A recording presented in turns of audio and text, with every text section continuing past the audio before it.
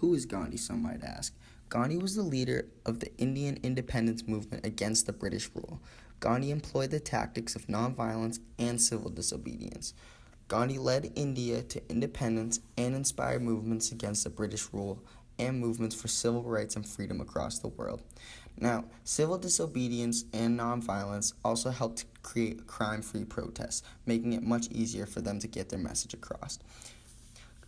On August 8, 1942, Gandhi had spoke the Quit India speech. It was also the eve of the Quit India movement. Gandhi had called for determined but passive resistance that signified the certitude that Gandhi foresaw for the movement is best described by his call to do or die. Almost the entire Congress leadership, and not merely at the national level, was put in confinement less than 24 hours after Gandhi's speech, meaning that his message was conveyed and accepted.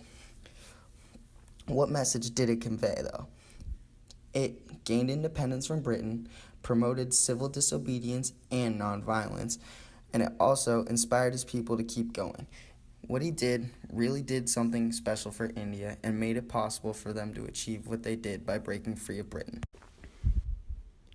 In 1942, during World War II, India was under British rule. Small-scale violence occurred all around the country, and the British made tens of thousands of arrests on Congress leaders who would serve time until 1945.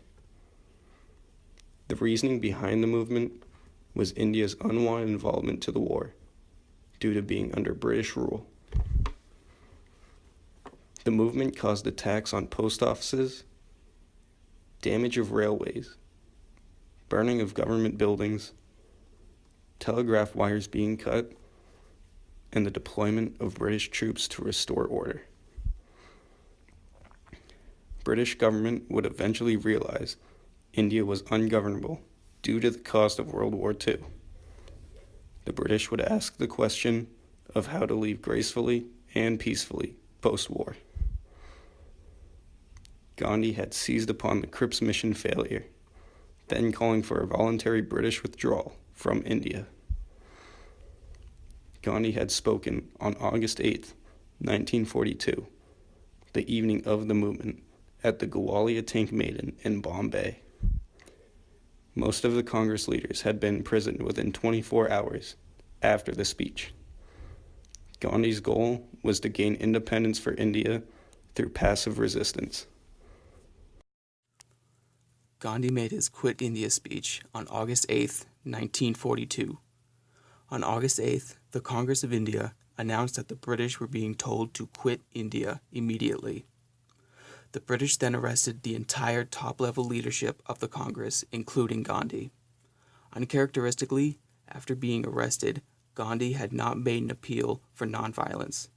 Since the movement had already begun, it must not stop and could not stop. The people of India now had to make their own judgments and follow their own consciousness. This was a time to do or die. Soon, different local initiatives and circumstances and divergent goals merged into popular violence and unrest, which was mostly unorganized activity.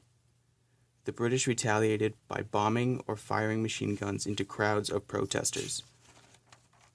India was no longer treated as an ally but as an occupied country, and the new Viceroy, Lord Wavell, wrote his superiors saying that India was now dangerously ungovernable. India gained its independence from British imperialism on August 15, 1947. In the opening paragraph of the Quit India speech, Gandhi uses narration by explaining that he is the same person he was in 1920. One of the key words that Gandhi uses is ahimsa. Ahimsa is the principle of nonviolence towards all living things. In the third paragraph, Gandhi uses repetition and repeats the word ahimsa. He uses emphasis to really get people to understand his strong beliefs in nonviolence. In the last paragraph, Gandhi uses analogy by saying that he should not hate British people, but rather the imperialistic system. This strengthens his position on ahimsa, or nonviolence. In the last paragraph, Gandhi uses counterpoints by saying that even though they are fighting against British imperialism, they need to warn the British people of the danger they are facing because he considers the British his friends. In the fifth paragraph, Gandhi demonstrates exemplification. And here's a quote. Then there is the question of your attitude towards the British. It exemplifies counterpoints, analogies, and diction. All in all, the outcome of the Quit India speech given by Mahatma Gandhi on August 8, 1942 was very powerful. Through his passionate speech, he was able to move people by declaring every Indian to consider themselves free men. And although Gandhi and several others were locked up after the speech till about 1945, he gave the people the inspiration and pride they needed to fight for their independence in a peaceful way. Gandhi was constantly stressing to his people through his words that he wanted them to be peaceful. When violence started to outbreak, he released a speech that he wanted India to do things in a peaceful manner and to not look at the Brits in such a bad way and hate them.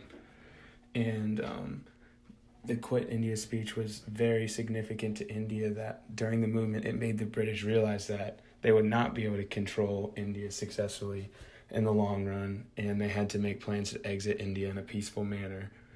The greatest part, though, that I took away from the speech was the surprise of the movement, and that the Congress Party was united through the entire time he was in jail and until they gained their peace. And he wouldn't stop at anything until he saw that India was set on a democracy that was going to be revolved around nonviolence and truth for all humanity and mankind.